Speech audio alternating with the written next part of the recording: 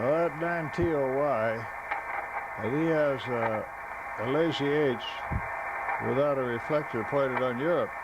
The backside goes through us. And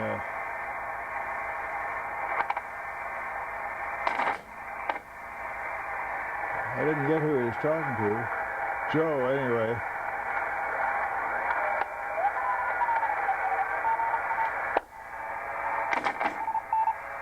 When you hit the, this follows the United States. You hit the United States, that's the Moscow, that's the London.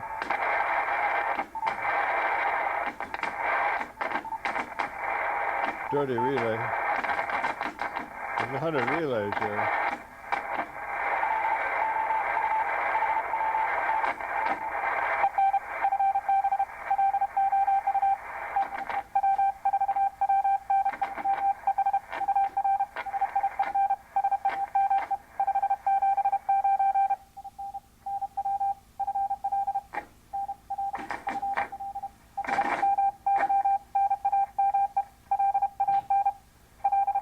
Now that's Florida.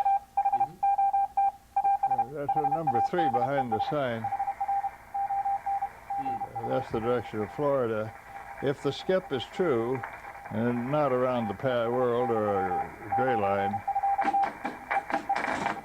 now when the Aussies and New Zealanders are coming in, I've sat here and told fellows, this fellow's in northern Australia, this fellow's in middle Australia, this fellow's in the Sydney area, and so you can switch New Zealand, and this fellow's in Tasmania, and maybe go along and call 15, 20 stations without a miss. I've done that with fellows as to the area and wait for them to sign and verify it. So the 6 directions, fellow says he only got an Australian beam, I got 6. 6 Australian beams. Are we ready to start? Oh yeah, I'm rolling into this. It's interesting background. When you actually start, okay. I'm just getting this because it's just a good background. It's a good introduction. Well, I turned that down, of course. Okay. Well, let's actually go ahead and do this at this point. Are we ready to run? Oh yeah, we're running. Yeah. Okay. We're just setting up. You can go ahead. We're just trying to see the monitor here. Okay, that's fine. Okay. I have with me Don Wallace, W6AM. Don has been, you've been a licensed ham radio operator for what now, 75 years? 70? Well, the radio laws didn't exist when I started. You didn't have to have a license at the start. Let me ask it a different way. How many years have you been on the air? Well, that's a better way to put it. In 1910. So you've been on the air 74 years. Right. Okay, and Don, I've done a little reading up on your background. You won the Hoover Cup for the best homemade amateur radio station in America in 1923. 1923. And you were a shipboard operator for President Wilson after World War I. We want to hear about some of this. Tell us about your experiences as a shipboard operator for President Wilson. How did you get into that, and what did you do? As a boy in high school, I was interested in radio, of course, 1910, and I became a high school student 1912, and of course the radio laws came in, and neighbor Ham told me I ought to get a license, so I did. The license was nice and easy. He said, get a slip of paper and write, I can send and receive 5 words a minute. Take it down to my dad's bank and have it notarized, and so I had the notary down there stamp it, mailed it in. That was my examination. Well, they're going to have self-examination now by Ham, so we had it then. Your own self was your examiner. So they sent me a call in 1912. Well, in a couple of years I had a radio telegraph license, and I wanted a ship job and got one in the summer. And so forever after, I operated summers and spring vacations. Always was a shortage of radio operators. So you would like leave school and go off and spend the summer on a ship as an operator? That's right. Telegraph, radio telegraph. The ships in those days were equipped with Marconi sets, spark transmitters. They're in museums now, of course.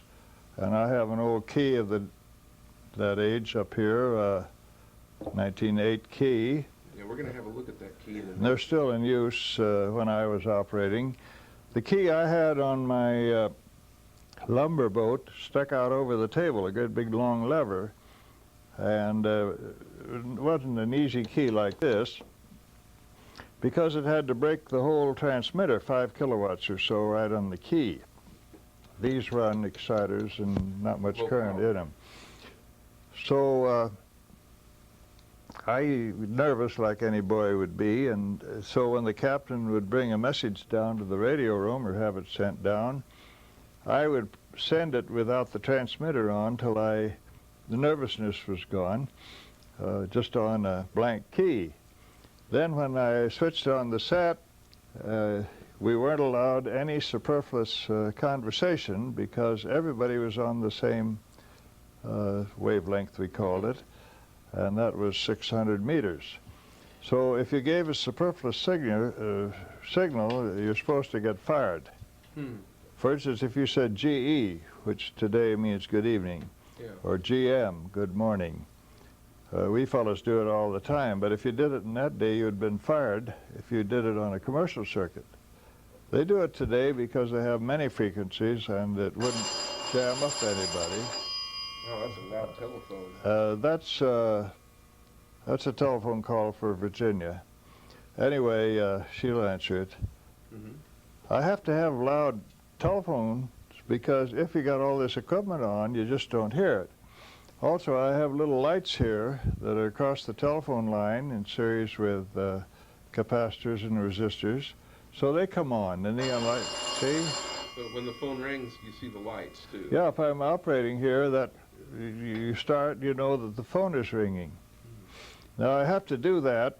I also have, as you heard, oh my, I gotta answer that. Can you turn it off for a minute while I answer the phone? Yeah. Okay. I have a gong in the telephone gong in the bathroom. I missed a very important call to me, a New Country or equivalent, when I was in the shower. I just didn't hear this gong, so I put one in the bathroom, and it's a big gong. Don, let's talk about, well, a couple of things I'd like to ask you about. Let's talk about the early days of wireless when everybody was using Spark, and then they moved to CW, and you built the station that won the Hoover Cup. Now, that was in Minnesota. Well, by that time, I had graduated from the University of Minnesota, and they had one of the 2 or 3 radio departments in the United States at that time. Yeah. Professor C.M. Jansky was the professor, and when Jansky found I had been an operator on the USS George Washington for President Wilson, he was delighted to have me in his class. Yeah. Although I was taking a business course, my uncle owned 20 banks, and I was going to join in with him and be a bank manager ultimately. He'd already offered me a job when I graduated.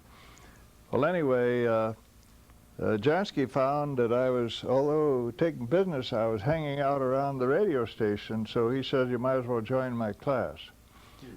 Well, Jansky was very foresighted, and we had good equipment. We all chipped in any equipment we had to make it better. I brought my equipment that I had, and so did the other boys. And so we put on the first broadcast station in the Northwest at the university, and I was the chief engineer, announcer, maintenance man, program arranger. So you did everything. And I used to get people like, one of the congressmen, the governor of the state, and I'd let them talk all they wanted for 10 minutes.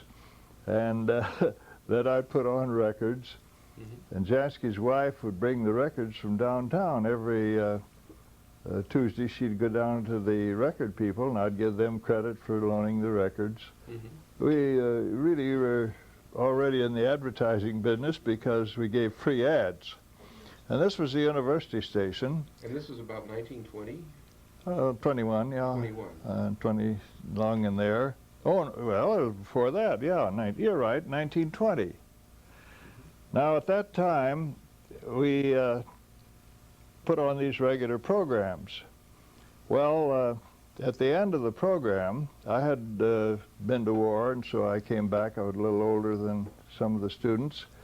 So my girlfriend of many years, student at college, and I got married right after the last football game. I played against Michigan, played end the whole 60 minutes, and thought I had a lot of fun. And then we came back and we got married that Thanksgiving. Well, she was teaching in a small town called Buffalo, Minnesota, about 40 miles away, or 45.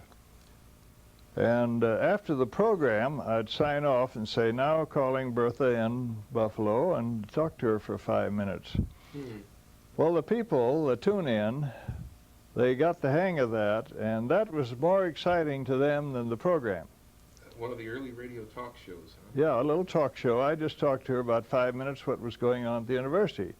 I'd say, of course, this is personal, but the broadcast is over, and I know you have it tuned in, and I'd tell her what was going on at the university. Well, Friday, I'd take a bus up to Buffalo, and we'd spend the weekend together, and I had a set there, too.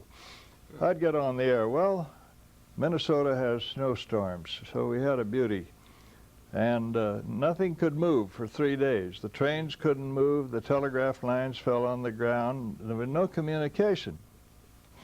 So I got on the air out in Buffalo, and I could talk to all the small towns in Minnesota that had hams in them, and get stuff started out to get these trains moving and these telephones in. I handled a lot of emergency traffic. And you know, the university couldn't hear it in the big city, all the racket that goes on in the city, out 40 miles out. And that was my first taste what a wonderful thing it is to be out in the country. And that's where I came out here. That's one of the reasons you came out here. Of course, the city, we'll have to talk a little bit later about this station and this place, but the city's grown up around you. Oh yeah, they're on all sides now. But when I bought the place, I used to say that my nearest neighbor was 2 miles except for the farmers. And the farmers lived up here, but I was out in the country, and I was very impressed with the fact that I could pick up with my little 50-watt stations that the big university couldn't pick up with their 100-foot-high aerial on account of the electrical lab noises, the power line noises, the streetcar noises that existed in a big city. Yeah, just by being out in the country. Yeah, and the absorption. Yeah. And I had very little aerial. I had about a 10-foot pole on the house and tied the other end to the fence post. Well, Don, let's talk about the station you built that won the Hoover. Was that back in Minneapolis, or was that still? Oh, yeah. When I graduated, we bought I went to work for the General Electric Company because... You didn't go to work for your uncle's bank? No. They offered me a job, and I thought, well, I didn't really want to be a banker. I was a radio man, and it was more fun. So I accepted the General Electric offer, and they made a big mistake. They said they started all college students at $100, and I said, well, my wife makes more than that as a teacher. I got to make more than she. She said, well, she'll keep on working. I said, not in our family. And I said, I got to have $200 a month. I said, I'm already getting $175 as a Western Union telegrapher any time I go down and punch a time clock. And see, wireless operators and telegraph operators are very scarce. They still are. And it's a skill that people turn their nose up at. They think everybody uses telephone, but they don't. There's such a thing as a real message typed out that people like. You'd rather have a telegram than a phone call authorizing something because you got a record of it printed. Well, so there's still a place for the printed word, and of course they're on computers and things now too. So they said, well, we can't pay you that, but what we'll do, we'll give you $125 a month and give you 1% of the sales of your department. 6 months later, the president called me in and said, you know, you're making more money than I am. I said, why not? Here I was, a boy out of school. That 1% was so big, the volume of business I did, that I bought a house, a new Buick, and 3 kids, and had everything paid for. So you had the money to build a pretty nice radio station back in the So I built a good radio station, and it was the biggest thing I could get together legally. And the radio law said, for instance, that you could use tubes with a factory-rated power of 500 watts. And of course, Shows W6AM, because I wanted to have, what I'd like to ask, because I'm doing a show on radio collecting, or historical radio, which includes hams as well as people who are not hams, although most of them tend to be. But what I'd like for you to do, if you can, I'd like for you to do two things for me. I'd like for you to say a little bit about what you, like I was the first, I was one of the very first radio operators back before the radio law, and amateurs did such and such to contribute to the development of radio, because I think that's one thing people don't realize. all right, well, I'll finish this story. Okay. Now, are you on? Yeah, we're on. Okay. The set I built up, therefore, I had two 250 watt tubes in it. Like Wayne said, I had the money to put in a good station, and those tubes were available, quarter kilowatt tubes, 1922. Now, Don, was this, let's talk for a minute about how this was done. Was one tube an oscillator and the next one an amplifier? These were self-excited. Two self-excited? We didn't know about amplifiers and exciters. So it was just an... Self-excited, a Hartley circuit, which is self-oscillating, and tapped into the aerial in the point where the antenna meter gave the most current. The antenna was a fan. We thought the more wires the better, so it fanned out with 15 or 20 wires at a height of 60 feet. And I found that I got more antenna current by putting in mica condensers in series with it, because it was actually too big for the wavelength, the frequency I was using. Now, you were operating mostly at, you said 39 meters, or what frequency? It turned out to be 39 meters. 39 meters. And 32 meters, along in there. Maybe we ought to say, since there's a tape running and people are going to listen to this who only know about modern radio, in the early days, hams were authorized to operate below 200 meters, but you didn't have just certain bands like 20 meters and 40 meters the way we do today, and you could operate at 39 meters and be legal. Didn't your license say any power, any wavelength, or something like that? Well, the government gave me a license, 9 X-ray, able X-ray, 9 XAX, and on it said, any wavelength, any power, any time. Wouldn't it be nice to have a license like that today? Any wavelength, any power, any time. Well, the reason they did that, I guess, they wanted a few amateurs in the country to experiment and see if something would come good of it.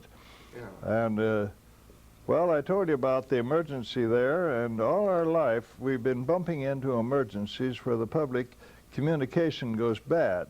Yeah, and amateur radio steps in. Yeah, recently, you know, in 1933, that's quite recent. Yeah. They had an earthquake in Long Beach, and our house was shook up, and the buildings downtown fell to the ground. Any brick building was pretty well shot up. But my big radio set was pretty well smashed, but I had a portable. I took it out in the field and cut off one of the aerials and took it over to it, and right away I was talking to the governor, getting blankets and food down for the homeless, and handling messages for the neighbors so that they felt better. You know, one of the interesting things about this, you know, Don, you're known today as one of the world's premier DXers. Your station here holds all kinds of records for working all over the world, and I know even in 1923 you won the Hoover Cup largely because of your success as an operator communicating all over the world. It's not as well known that you've been active in things like emergency communications. And here are some examples. A snowstorm in Minnesota in 1920 or something, the earthquake in 1923 that leveled so much of Southern California and caused so many changes in our laws about earthquakes. I wasn't aware that you'd been involved in emergency communications for all of those things. In later years, the A.R.R.L. gives you a certificate called an emergency certificate for having helped out. There's 9 of those around, kicking around here on the wall. And for instance, in the great rain downpour of about 1935, Long Beach had 7 bridges wiped out, leaving 1 across the flood control. Yeah. The houses were coming down from the headwaters of the river. The river was overflowing and picking up houses, and they smashed the bridges all to pieces. One bridge had just been built, and it's still there, the one over Long Beach Boulevard, and it was a big, strong concrete bridge, and it bowed way up in the air to get across, so it would be a part of a future major road. Yeah. And it was big enough so the houses would hit it and smash up, but the rest of the debris went down, took out all the rest of the bridges. Oh. It happened that that particular bridge, the power line went over there feeding the whole city. And if that power went out, we were going to be out of electricity for the whole town, city of Long Beach. So I got on the air and found that I had a friend of mine, a shipmate, who also was the head of a chief engineer of a submarine, like I was in World War I before the George Washington. And he was parked on the flood control down by 7th Street, watching the bridges go out. So I asked him, how's the water there? Well, he says it's lapping the top of the dike. In other words, we were pretty close to flooding the town out. Yeah. The river had dikes on it, and the water was rushing down. So I called up the Edison Company and told them the water was pretty high. He says, we know it. We have 2 men up at the North Long Beach Bridge, 2 men, but we can't talk to them. See, nobody had two-way. So I got on the air and called CQ for anybody having a mobile rig that could drive to this bridge. I found a fella. 35. Yeah, 35. They'd just been allowed. The government didn't allow us to have mobiles till about 1933. They thought it was risky to have a set in a car. Anyway, I found a fella that had a car radio. It had to be on 6 meters. And I got him to drive, and it took him an hour and a half. He said the water's over his hubcaps to get there. And when he got there, he found the Edison Company men were watching this power line in fear and trembling, because if we lost it, we lost the whole town. It was the only line coming in town. And so I got a report that it was still there. The bridge, that bridge survived. So I called the Edison Company, and the manager was John Reed. Johnny Reed and I had talked over the air as boys in 1912. His call was 6JE, mine was 60C, so he outdated me by getting his license in sooner. We've both been on the air, no doubt, before the licenses, but I was too young to put it in right away and didn't do it like all kids would. Anyway, John Meade was the head of the Edison Company. You can see what an amateur background did for him. It made him the manager of the Southern California Edison Company for these 6 cities. Well, I told John that I had a radio down there. He says, great, would you report in once a year and see if, once a month, and see if it's all right. I've got those 2 men down there, and I hadn't heard from them. I couldn't. So the men reported to my ham friend in the car, and he reported to me for 4 days. I didn't go to bed for 4 days. I catnapped and set the alarm for the next hour. And my wife brought in my food, and we stayed there for 4 hours on that flood. Of course, all the telephones went out of commission instantly. You see, telephone lines don't have to fall on the ground to go bad. It's just the minute a whole lot of people use them, no calls get through. They get overloaded. It isn't a few calls get through. None do. None whatsoever. And they're absolutely useless in an emergency if it's everybody calls their son, their daughter, and their friend to see if they're all right. Well, they don't get them. They keep on dialing, and no calls go through. The telephone line, when it's overloaded, you've probably had that experience in the morning. Sure. When everybody gets to the office, you can't get a call through. The phone lines are just blah. Well, anyway, I stayed there for 4 days. Of course, I got a certificate. There's a picture of that on the wall behind that set. Maybe you saw it when you were back there, Wayne. Yeah, Oh, no, that was another one. But anyway, quite a number of them, in fact. Yeah, there was a lot of those. Anyway, that's another typical example. That a lot of them I could recite them in detail. Well, let's do this. Mike wanted to ask a couple of specific questions about the early days of radio. What I wanted to do, is it focus? I'm going all the way, yeah. Good. There's a depth isn't much. What I wanted to know, I wanted to have you tell me in your own words what the contribution of the radio amateur was to the development of broadcast and radio. Well, as far as we fellows are concerned, we ought to pat ourselves on the back. There's nothing that's happened that we didn't start. I had a TV set, for instance, in Long Beach in 1926. A TV set? Yeah. Oh my God. And back in about 1945, I'd go over to the Virginia Country Club, sit down and have lunch, and they'd say, when are we going to have TV? Well, I said, we got it in the house right now. All you have to do is buy a set and you can have it. So I'd tell them about it. RCA had made 110 sets in 1940, and I had one of them. And Paramount had another. And Roger down in 202 Pine Avenue had one in the store window. That's the only three I knew of out here. And Don Lee was televising, and the FCC gave them a license to have a television station. And this was before the war? Well, about 1940, long in there.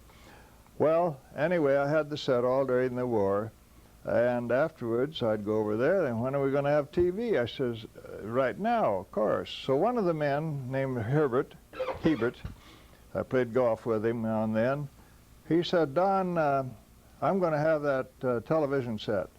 I said, there isn't any to be had, just the one at Paramount, and Gilfillan can't help you because they don't have any.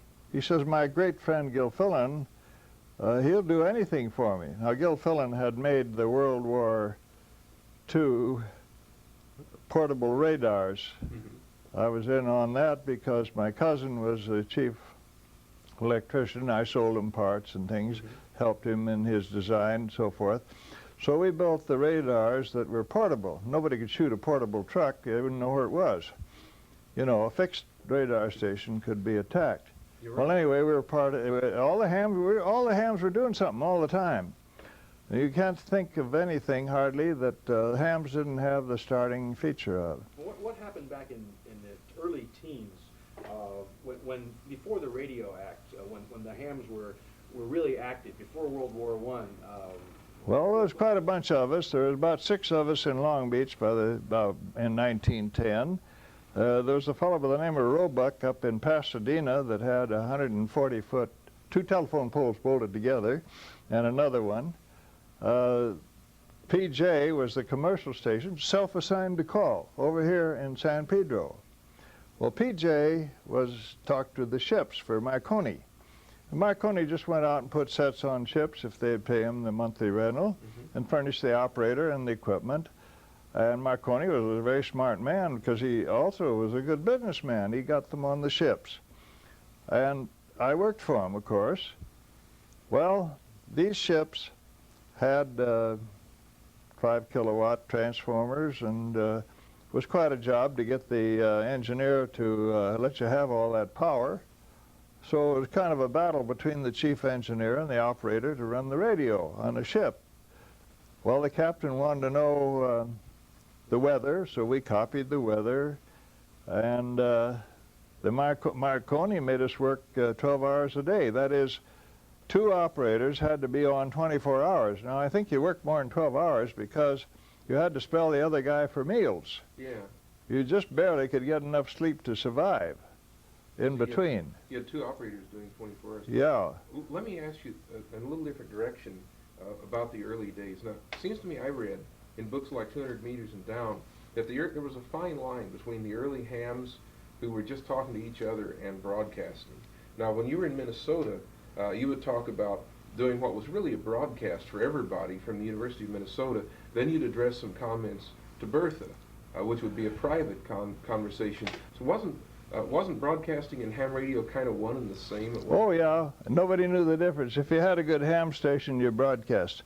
And there was no rule against it. If no. I wanted to get on my ham station and play music, I could. Yeah, sure. In fact, when I got the call even later than that in 1926 in California, I got the call 6 a.m. There was no W in front like there is here. And 6 a.m., I thought, well, the fellows can remember it if I tie it in with an alarm clock. So on my card, I had a picture of an alarm clock, 6 a.m., like 6 a.m. in the morning. Yeah, right. And I had a Big Ben alarm clock. It's probably around here now yet. Always wound up, and I'd shove the lever. This is 6 a.m., like 6 a.m. in the morning. Hear the alarm clock, 6 a.m. And I'd let the thing buzz, and it became very well known. Down in Texas, I'd hear somebody say, well, this is 5AC, Texas, way down in the cow country. And he had some kind of machine that went moo. You heard all these weird noises on the air. So the hams were sort of broadcasters. Yeah. As well as it wasn't all two-way like it is today. And I guess didn't some of the first broadcast stations did start out as ham stations, didn't they? Well, now, the public all have TV now, but they don't realize that Molinari, 6AWT, who, like myself, had won a Hoover Radio Cup. Hoover gave 4 of them to promote amateur radio. I got the 1923 one. 5ZA got the first one. I think Molinari was the second, or I was the second, and he was the third. But I knew Molinari well. So when Farnsworth got the idea that you could put TV on a tube, he hired Molinari, my other ham friend, to work in his lab. And Molinari was given a block of his stock, or whatever. He formed a company, and Molinari became a millionaire. But Molinari did all the work, and Farnsworth sold the stock. So Molinari developed the tube that we use today. Before that, we used a whirling disc with holes in it to get the lines. Television. Yeah, and I had that, and the only station in the country was transmitting was in Schenectady on 32 meters. So I copied Schenectady on this television in 1926 when I came out here. And I knew they were on. Now, another thing you might say the hams did, in my particular end, the General Electric Company sent me tubes at college, asked me to set up a tube set and tell them what band would be best for broadcasting. They broadcast. We need to wrap up here. Let me ask you one thing. You want to go off bars now? Okay, this is Don Wallace, tape number 3, 984. What I want to ask, because I read 200 meters and down about 3 or 4 months ago, and one thing that stuck out in my mind was right around World War II, they tried to, I believe they tried to get the amateur stations to go silent. And there was an outcry, and there were certain people that managed to get it back on again. You want to talk about what happened right around World War II? And the amateurs were sent a letter and told to dismantle their equipment and completely unhook it and separate it so it couldn't be operated. That happened in World War I and World War II, didn't it? Well, I remember World War I importantly there. Yeah.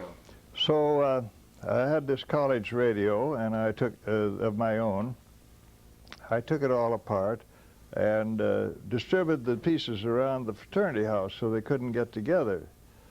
The inspector later came out, and after I'd joined the Navy, and found that I'd left some pieces of equipment up there, and he put it all, you know, like wiring and a capacitor. It was a big sheet of window glass with tin foil on each side, stuff I'd made to get on the air there at the college.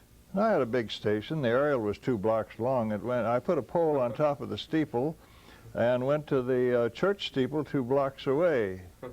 I could go on indefinitely about the big station I had there. And he found some pieces, and he put them in a gunny sack and put a government seal, tied it up and put a government seal on it.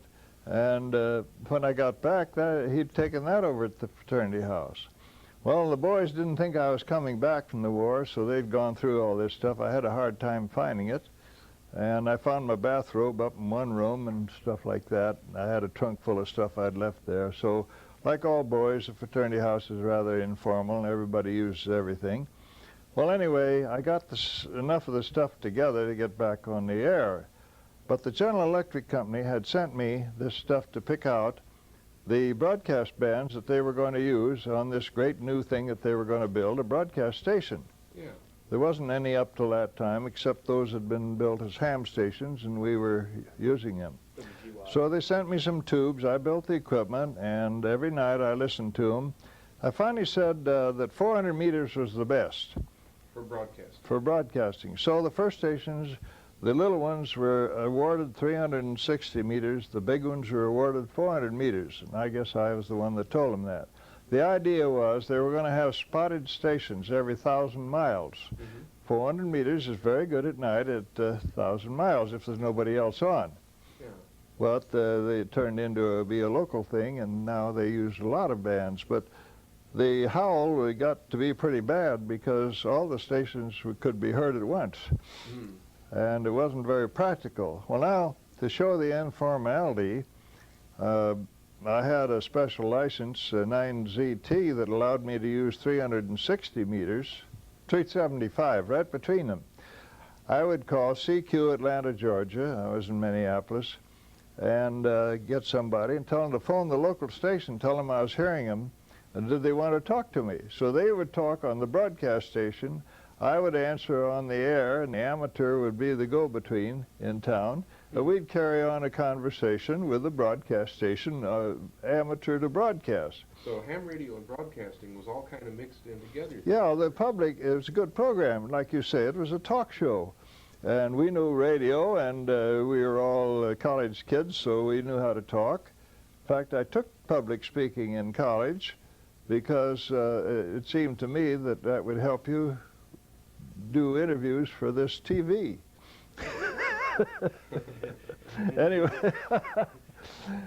we had a lot of fun with the radio. I haven't had anything but pure fun all my life.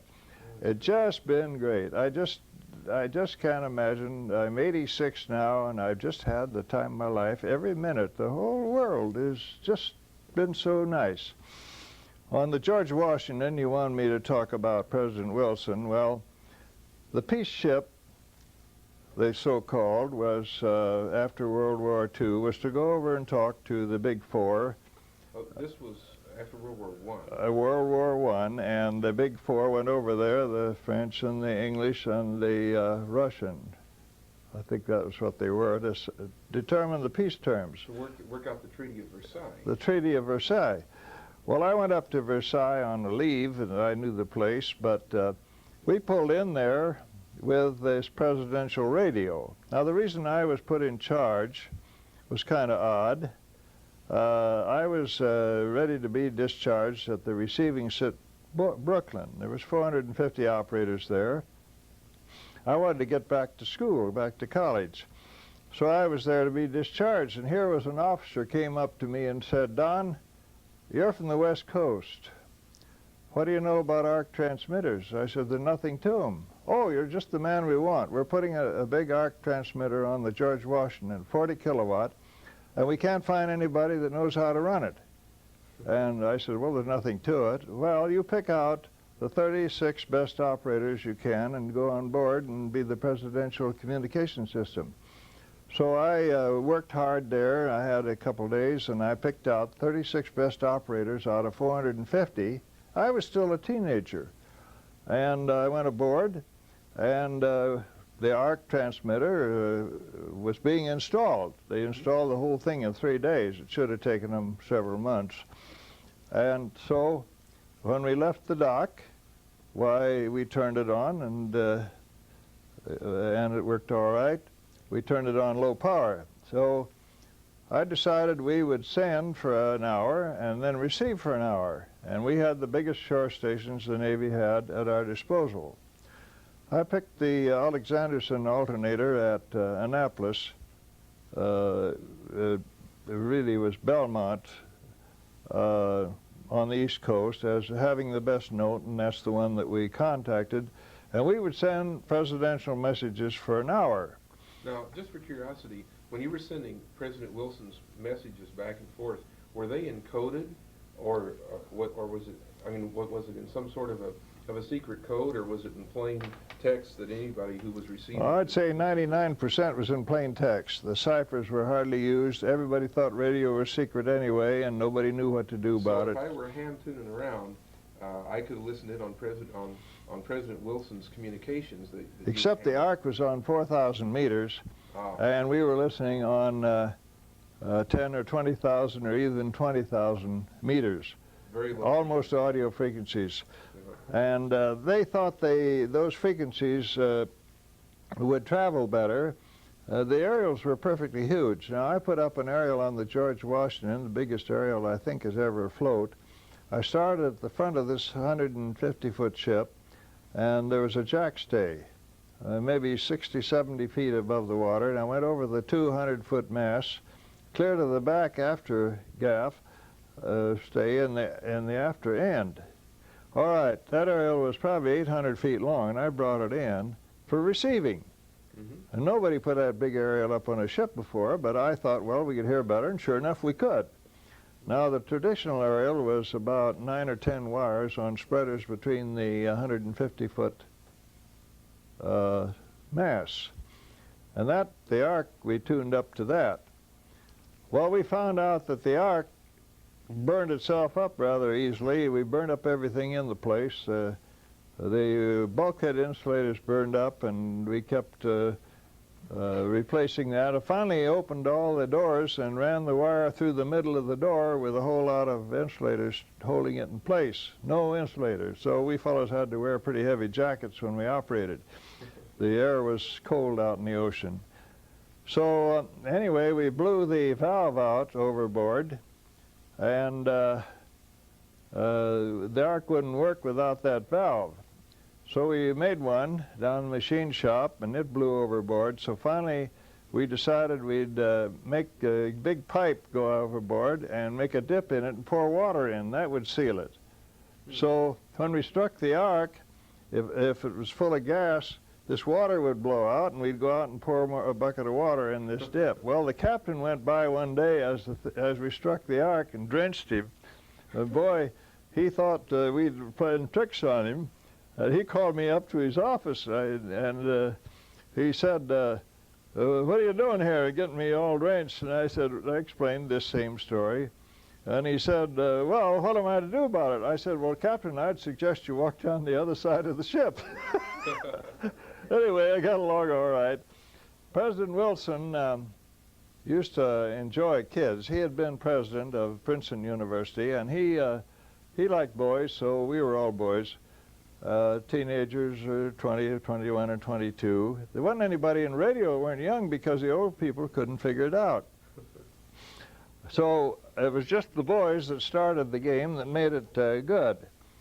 Well, he come down. It wasn't much fun sitting up in his deluxe stateroom, so he'd come down and sit down in the radio room.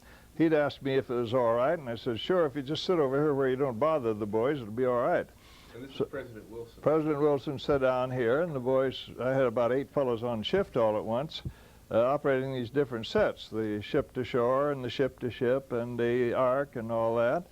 But everybody had to shut down every hour when the A.R.R.L was on because everything started burning up.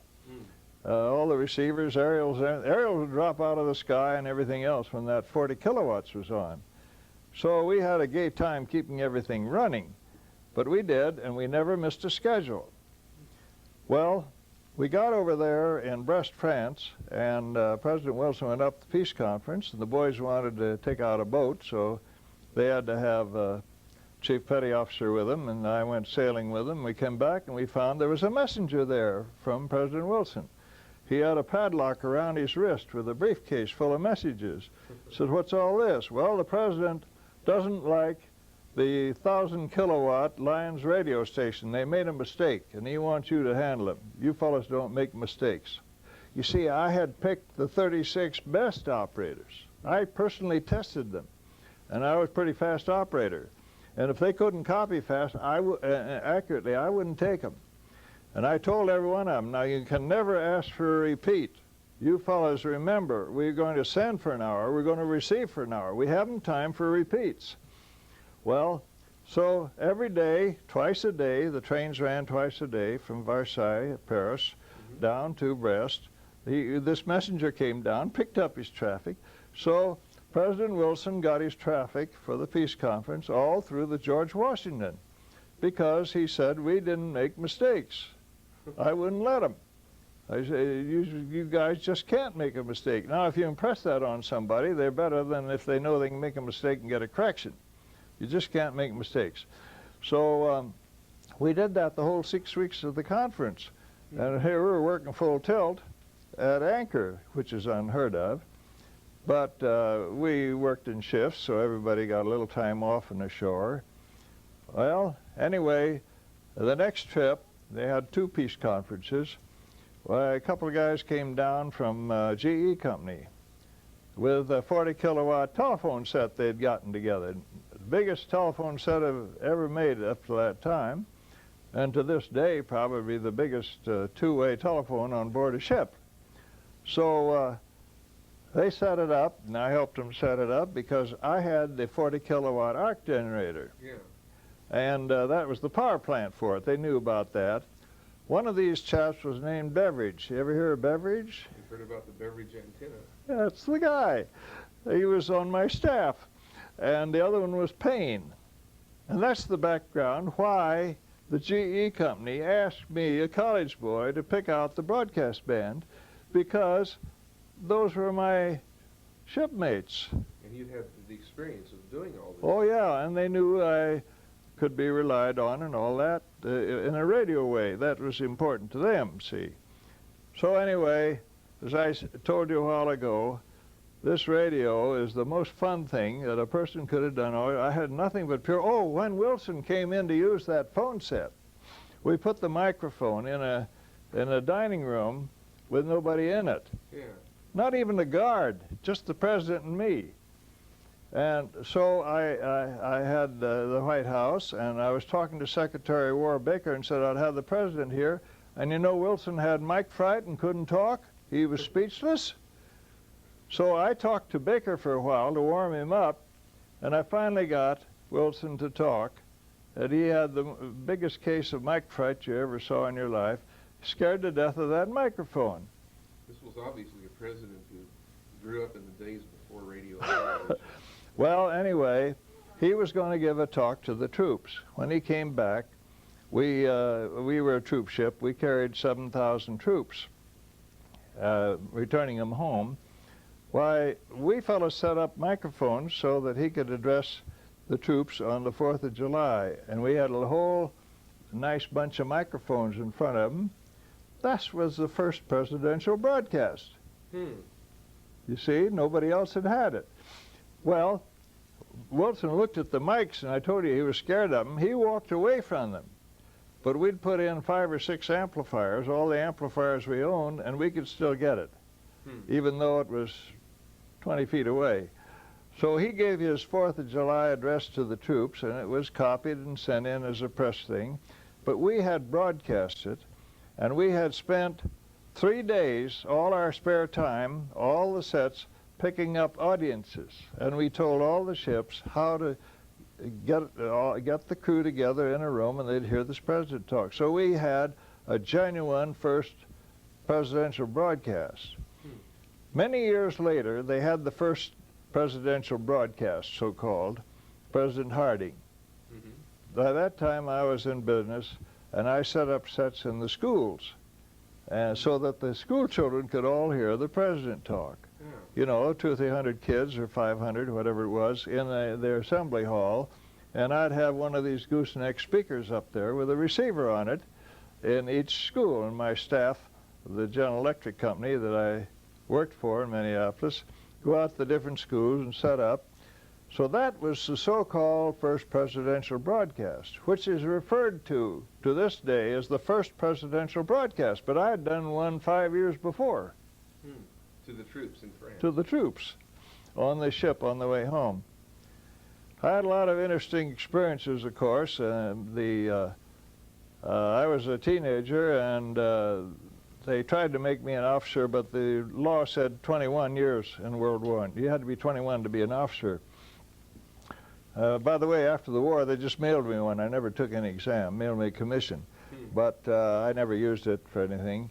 But so I was what they called a chief petty officer in charge. Oh, my staff were, many of them chief petty officers, older than I was. But you see, I was supposed to be special because I had seen an arc transmitter out here and run them. That got me the whole job. One little thing that as a kid, I was interested in looking at all the equipment, like I still do. Sure. And you do. We are now done. Well, these alphas are not old. They Can we have you both stand on the Three Well, fingers it's in in. there because it's better than the new stuff. This, the Collins. the new stuff is, you can't begin to do what this does. Okay, can I turn you around, please, and have you stand next to that? Oh, okay. It well, can what do we- things this can't do, but the important things are left out of the new sets. So, Okay. Well. That's fine. Okay. Just back up. Okay, we're fine now. Okay, roll it. Okay, we're rolling. Go ahead. Okay. What we have here is a classic radio station, really, because in addition to the usual things you'd see in a ham radio station, Collins S lines, kilowatt amplifiers, and all those kinds of things, we have all of these transmitters. Some of them predate World War II. We've got antenna coupling circuits, open wire feed lines to go to all the different rhombics that Don has. We've got switching, so you can switch from one rhombic to another instantly to point it from one direction to another.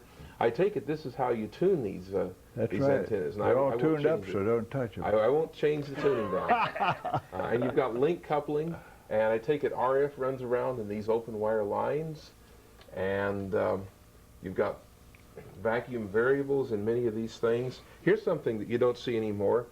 These tubes are sitting here right out in the open. If I put my hand up on top, I could probably kill myself, get zapped. What kind of tubes are these, Don?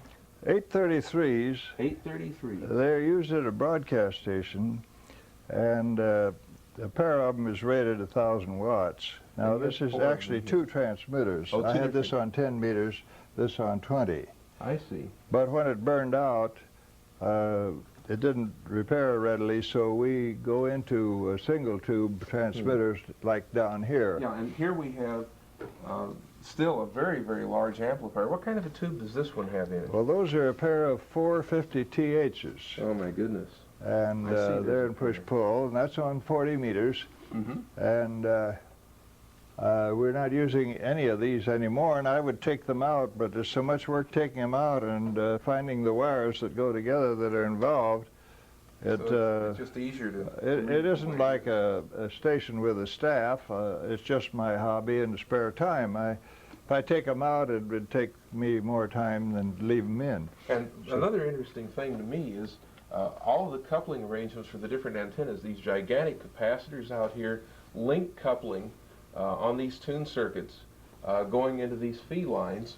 Over here, and again, you've got a very large pair of transmitting tubes sitting here in the open. Now today, anything like this would be built with all kinds of shielding around it for TVI purposes.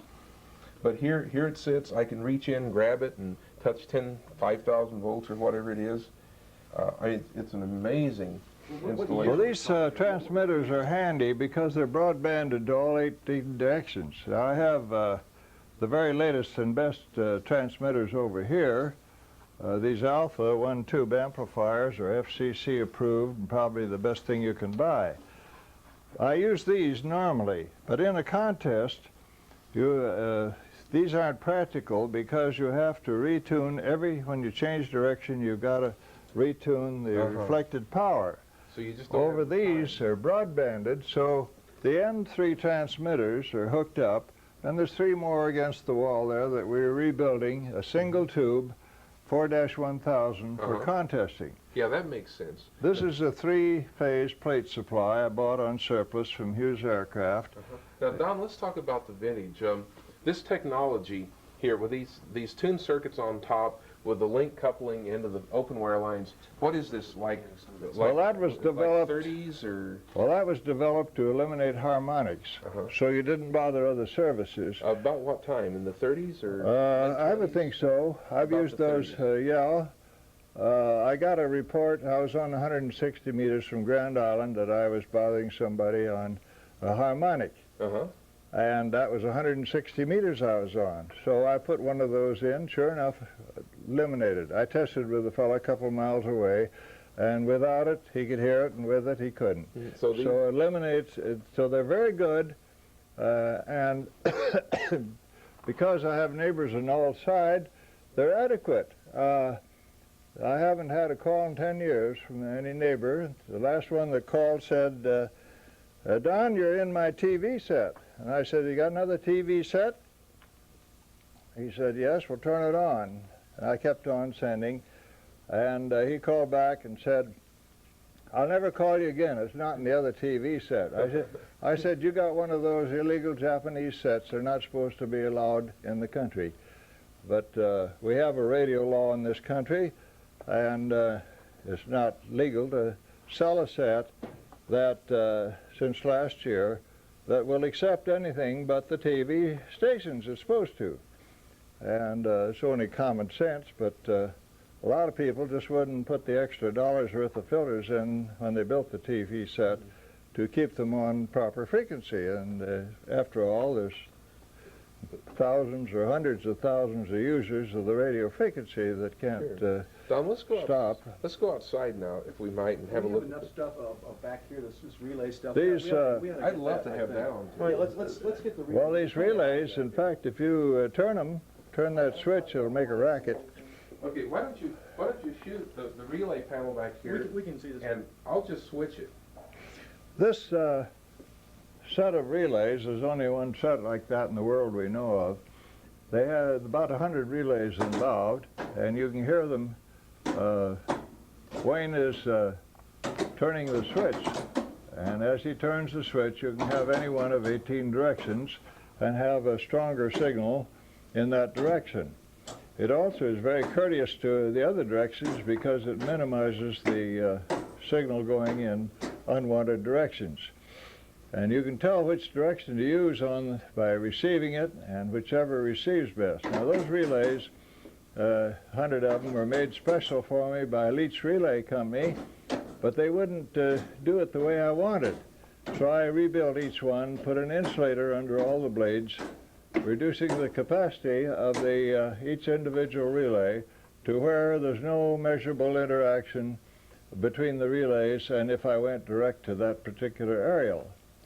So it probably, as far as we know, it's the only instant switching system of rhombics in the world for sending and receiving. I'd like to get one more thing, close-ups of some of those variable capacitors, because those fascinate me. I've always loved capacitors, and I've never seen any with plates so fat.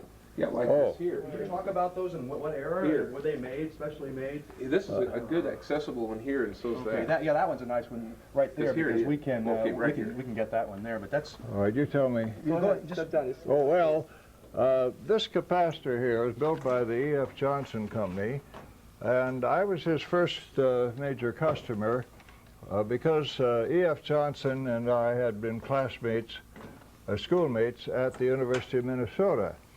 Well, the reason for the bulge is if it wants to arc over, that is a rounded surface is less likely to arc over. So you get more capacity with a rounded surface on the edge per volume of set of capacitor than you would if they're plain like these.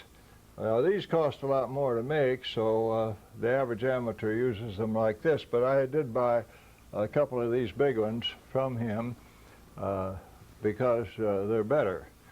And I use them yet. This particular coil arrangement and capacitor arrangement does eliminate harmonics beautifully, and with that TVI, so I don't have any TVI that I know of in the neighborhood. are those glassing fixed capacitors? Yeah, those are fixed capacitors because at 40 meters, this capacitor merely acts as a vernier. It really doesn't have much capacity. You have to get pretty close with the fixed ones.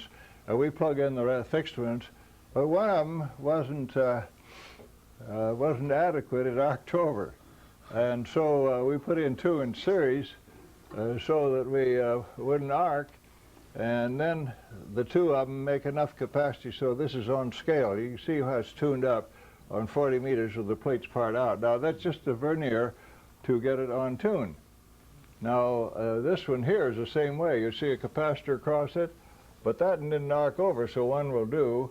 This is just a vernier for that. Now, this is on 10 meters. You don't have a capacitor because the capacitor in there is just right. You can see it's out a little bit, about an inch or two. That gives you plenty of tuning on 10 meters. This is 20 meters, this is 40, this is 15 meters, and 80 has a capacitor up in the air there to tune the link against the 80 meter. Now these transmitters, there's 3 of them. This is on 20 meters. That's a single dash 4 1000. And we've been buying them from the hams for $400 or so because they don't like to use them anymore. They're obsolete, but they're just right for contesting. Now, for ordinary operation, I use the Alpha 1 tube over here, and I use the Collins sets. Are pretty old, but they do things that the newer sets won't do, like a 200 cycle filter, and I have 33 amateur stations on property I used to own. I used to own 120 acres here. It's a good location, so all the hams come in here, buy houses, and get on the air. Don, let's if the tapes. Well, I've got lots of tape. Okay, let's talk about the place now for a minute.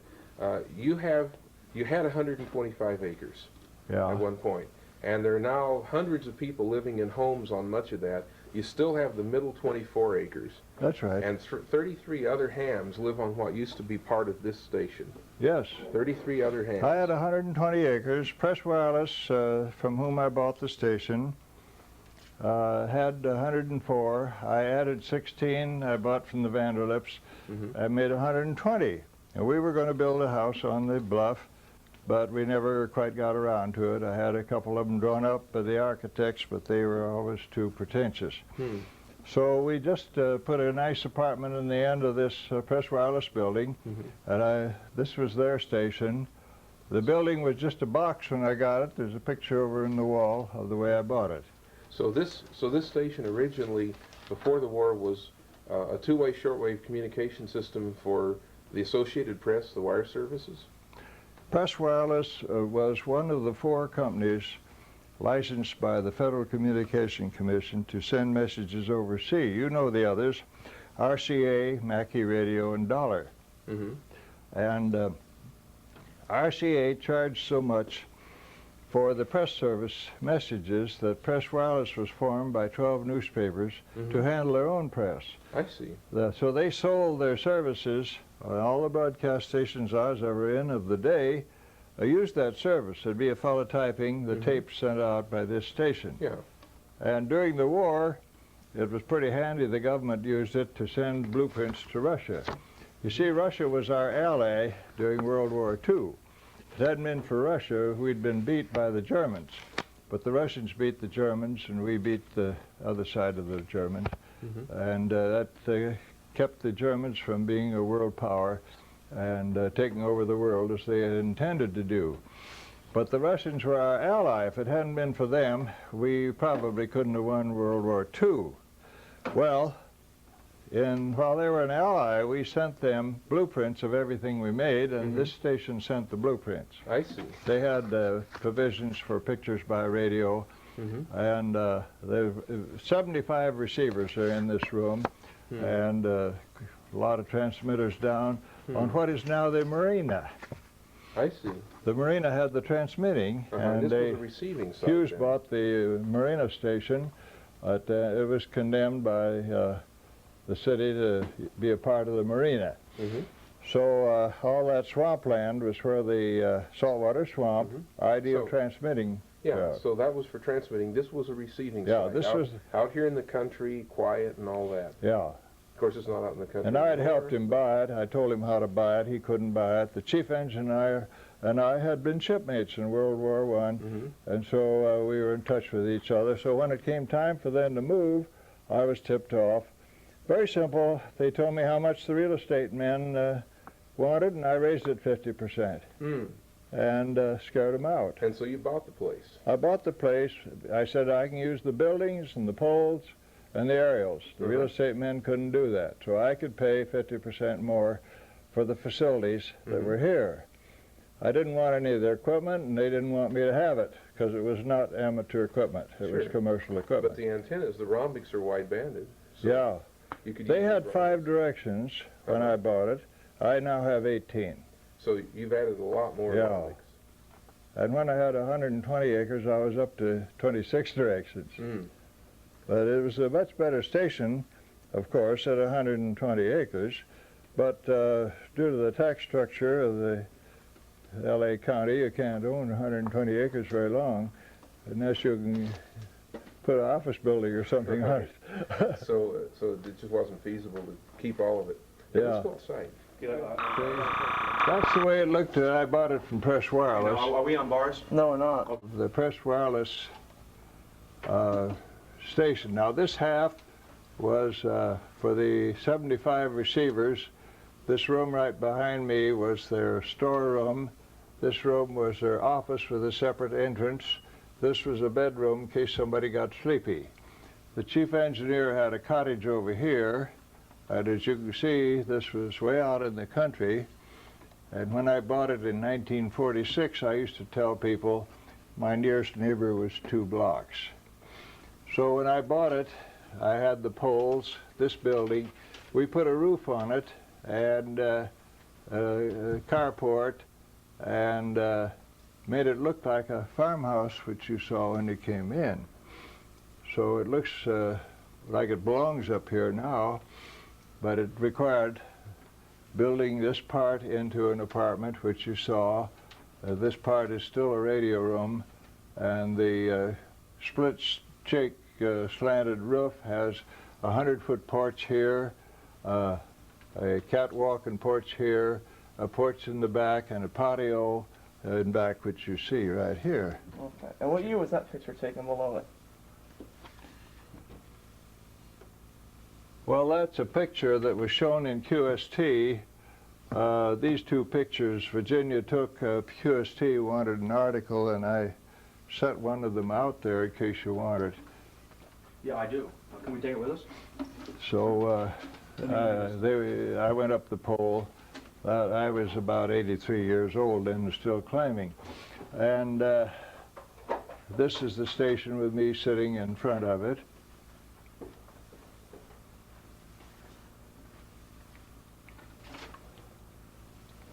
Okay, you want to Okay. stop this and go outside? Sure. Okay, 5, 4, 3, 2, 1. Go ahead. Don't forget. They pick out somebody for the Hall of Fame every year. 2 years ago, it was Barry Goldwater. He'd done a lot for radio, principally in the Congress, making Back suitable up a little bit, please. radio laws. And so they gave me this Hall of Fame back at Hartford, Connecticut, Saturday night's banquet just 2 days ago. So I brought it out. I haven't found a place in the wall to put it up, but I suppose I better put it up. I have another one over here that is the DX Hall of Fame I got a few years ago. Here's the picture of the award here, and that's on the wall over there. Lloyd and Iris have operated from something like 140 countries, traveling the world. So they won the DX Hall of Fame, that means long distance ham radio, award the year before this.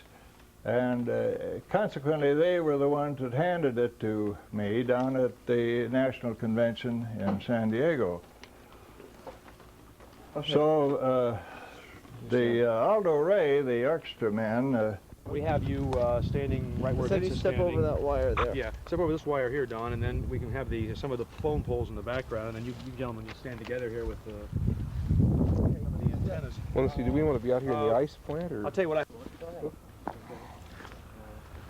Careful the rocks, Vince. Careful the cameras. Okay, I like to have it on this side of this telephone pole. You don't have the telephone pole in it. We better get up here so the sun is... Yeah, I was so we just don't thinking take a about chance that. of hitting the sun. yeah, we better get on the other side of it. Yeah, well, the sun is a problem with us because... Now, if you get this H frame in the background, I'll talk about it. Yeah. Okay, well, that's an interesting thing. Keep going. Okay, Bought the place. It was just Excuse that. me. One moment. let me just go. Okay, 5, you 4, gotta switch sides. 3... We're on the wrong side. You gotta step over or something. Do I? Maybe on this side. Okay. Okay. Okay. I'm I'll sorry. have you on that side. Have you gentlemen? There, great. Okay. Okay, there. Now we're set. When I bought the place, this building was just a box like you saw on the other film, and this H-frame was a 2-deck one running the length of the building. Well, one day my wife said, this beautiful room here, that's a workroom with all of the little windows, ought to be a nice living room. We could tear that stuff out. I said, fine, I'll do that. Now, she said, well, the H-frame isn't very good to look through. So I built a 4-deck H-frame instead of a 2-deck, which you see there. It's all made out of redwood, never been painted. Redwood's beautiful thing.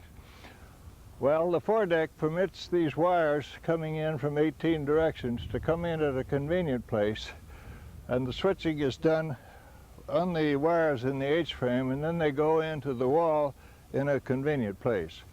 Also, the strain of these walls are not on the building. Wires have a tendency to make a hum when the wind blows. People back east know how that is. You go along a road and the hum from the telephone wires is pretty strong.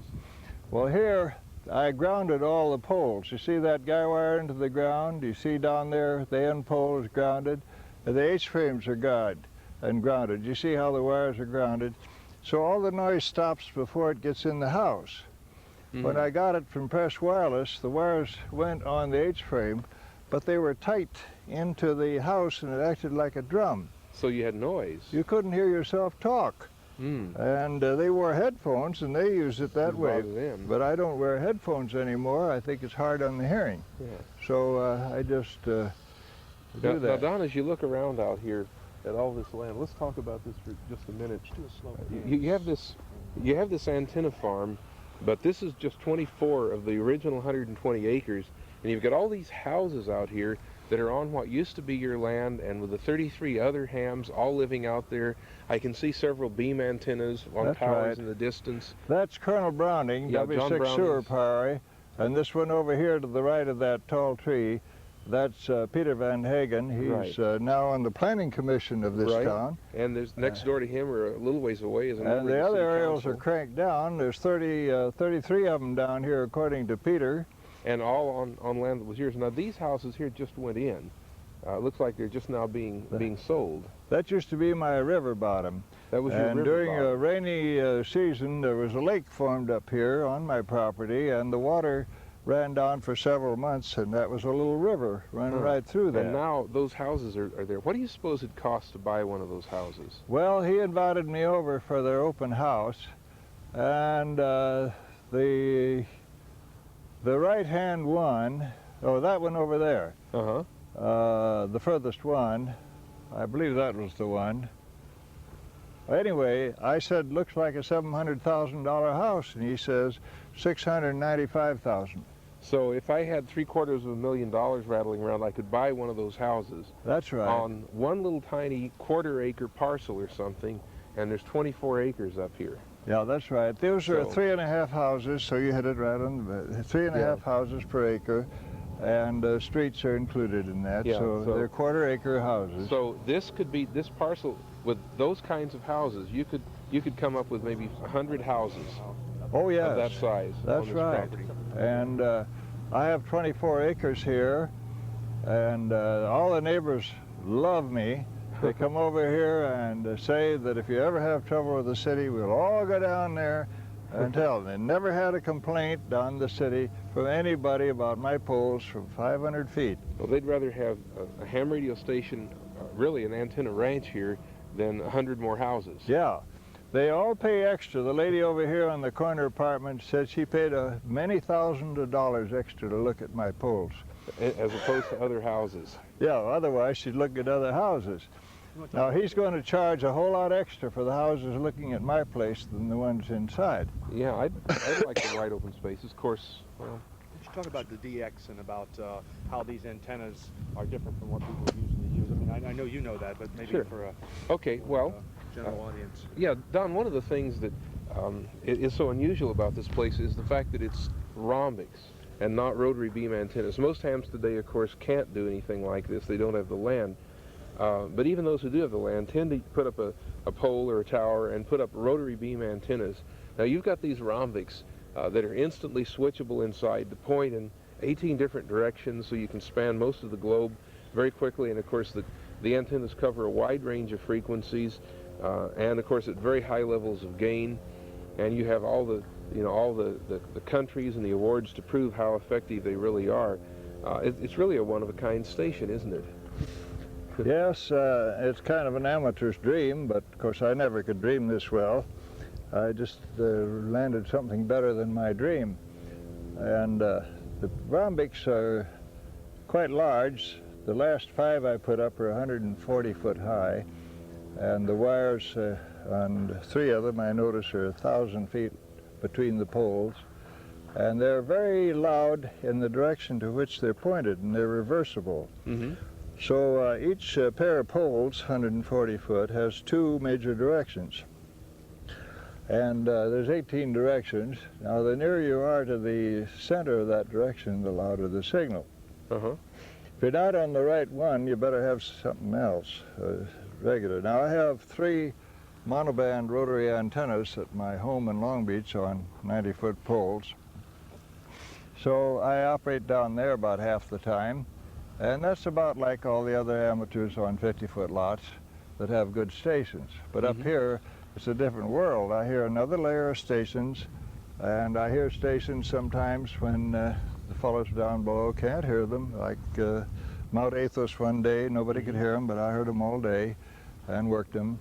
And another station down at Malpito, before they put up their aerial, I was the only one that could read him in this area for all day. I heard them all day, and Tibet was on one time with a station over there, and I called 17 fellas and they couldn't hear him. And he was very loud here, but he was coming over South America, coming that path. So what you have here is really a combination of things. First of all, you have antennas so big that almost nobody else could have them today because of the price of real estate.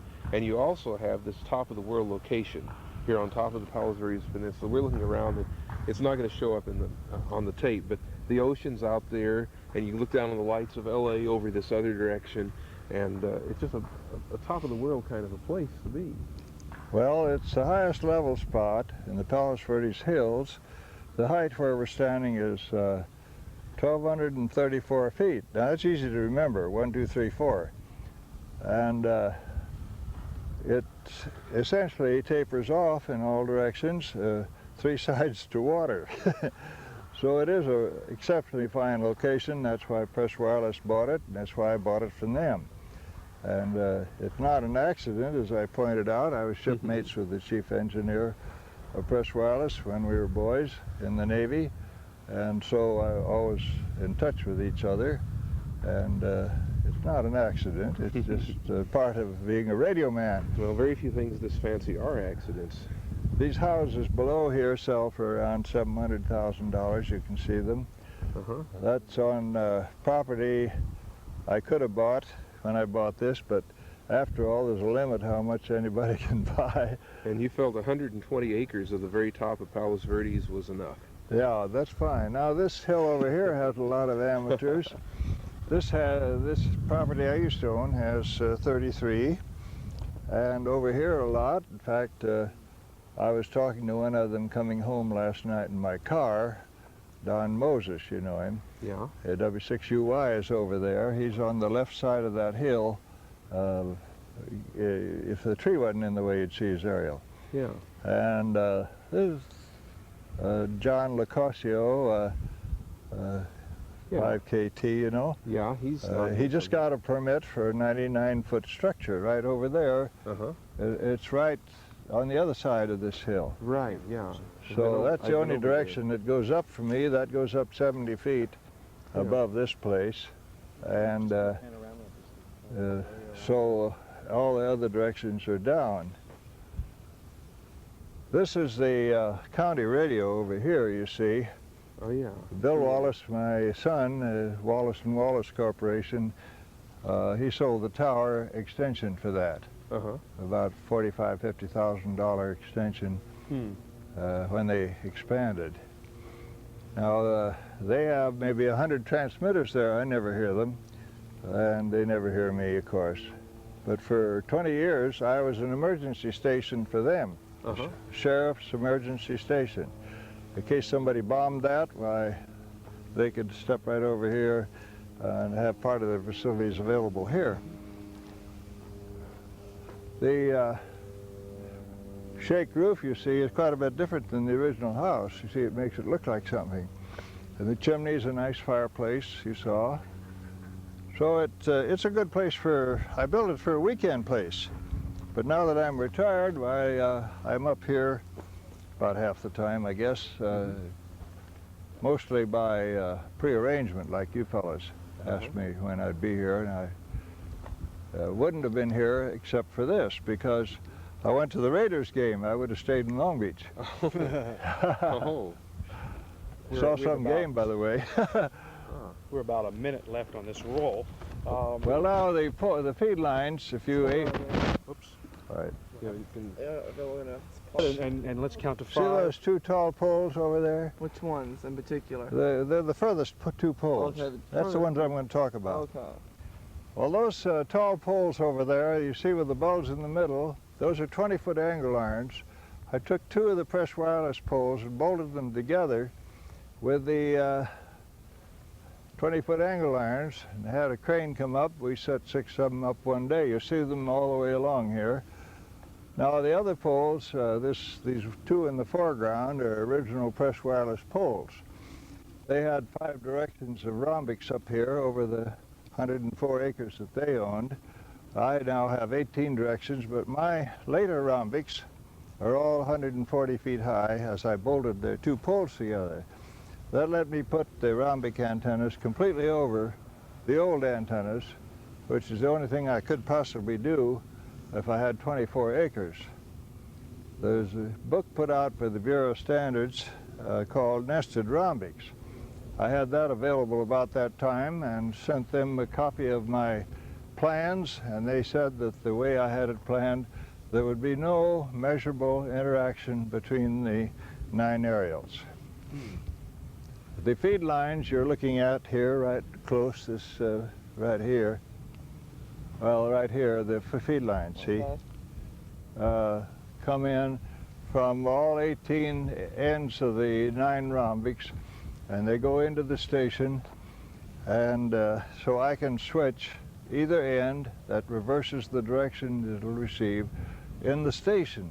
So it's a very nice hobby, lots of fun, and I started using it as a weekend place, and now I use it about half of the time, and use my normal amateur station in Long Beach. It's a normal, good amateur station, about all you can put on a city lot without causing trouble with the local ordinances.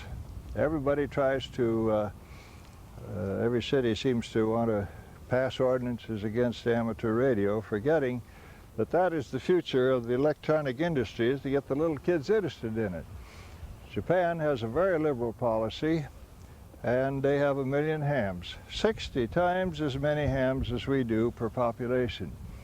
And the people wonder why we buy everything from Japan. It's these little kids have grown up, and they all want to be engineers or technicians, and they all are thinking every minute of their life about electronic things. Their ham laws are liberal. They can do anything they want in a city like Tokyo. Aerials right next to 150-foot towers right on 25-foot lots and all that sort of thing. Well, about 30 years ago, the state of California legislature passed a law allowing amateurs to have their call letters on cars, provided they submitted their license for the application. I think it's an extra fee of $15. And it was very necessary because we found during the great earthquake of 1933, I had all these messages, and I got in the car because I had plenty of operators. The Navy fellows came ashore that were operators and wanted to operate the station, showed me their furlough, and on the furlough it said reason to operate Don Wallace's station. Well, I got in the car and I have to stop at the first block and talk to an MP. 5,000 of them were sprinkled over town. The fleet was out here, and they sent 500 MPs ashore because looting is quite prevalent after a disaster, as we all know.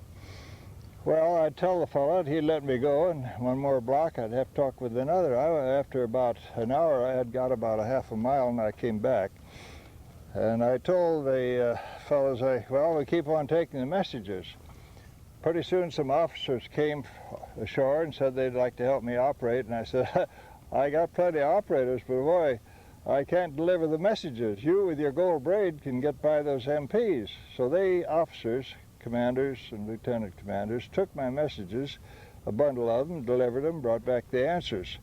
So it was necessary that we have something like this, because now in case of a disaster, any officer will let us go through if we're operating radio.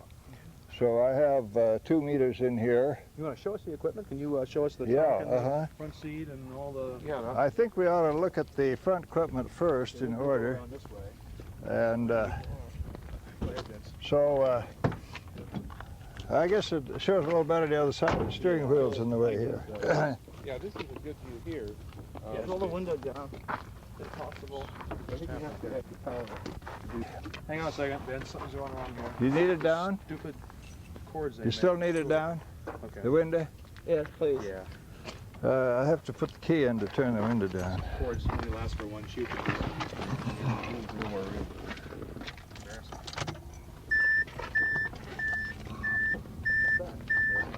Would that do it? It says window. Good. There we go.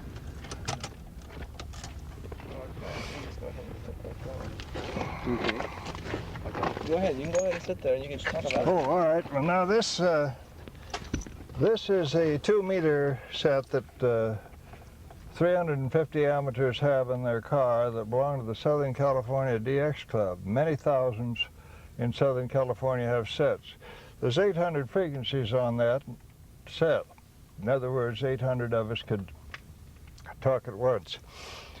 This is a Swan exciter CW rig, and these little VFOs, I have another one we're going to install over here, and this one over here lets me turn while I'm still looking at the road. These I don't like because you look You have down. to reach down. It's dangerous. Now this exciter is 400 watts, and I'll plug in the key here and set it on the seat and operate. And you've contacted 200 and some countries. Yeah, globally the from your list I car. made up showed that I had worked 223 countries From the car. while driving in the car, mostly between here and Long Beach. And I never did just sit on a hill and work them like some fellows do. That was just while I was driving. Right. The reason for the 3 VFOs, this is phone, this is CW, and this is crossband.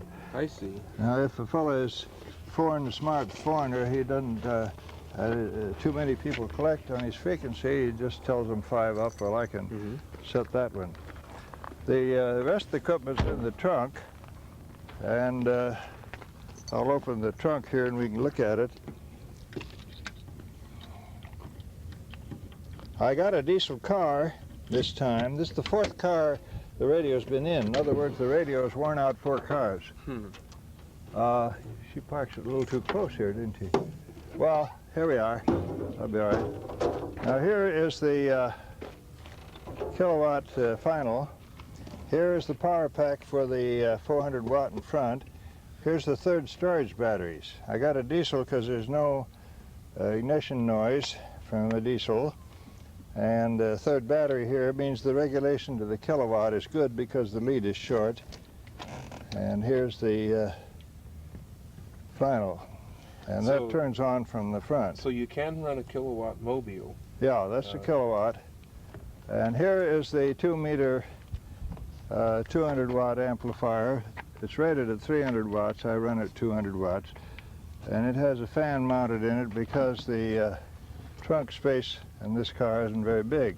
It would get I have a 2nd tank of diesel, and I could fill up with diesel there and go to Canada without stopping. This is diesel regular tank is here, and so the aerial for the 2-meter rig is here. This is a 5/8 antenna, 4 dB antenna, and this is just a top-loaded 80-meter one.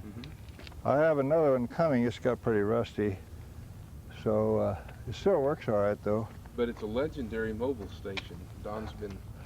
But it was one of the first, well, it may have been the first kilowatt CW mobile. The only other kilowatt I ever heard, the fellow was all phone. And he had a lot of stuff on it. But for CW, I find the attention factor of the kilowatt, I get a contact promptly.